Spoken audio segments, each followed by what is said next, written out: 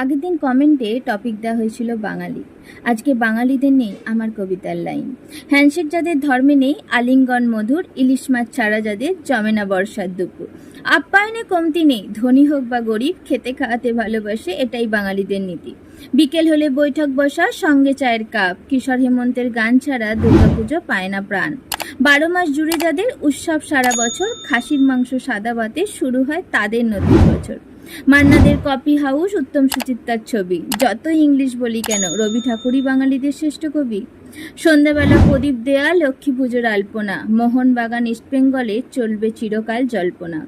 গঙ্গার পাড়ের সান্ধ্যকাল, হাতে ঘটি গরম, স্রোতের হাওয়ায় ভেসে যায় সুখ দুঃখের স্বপ্ন।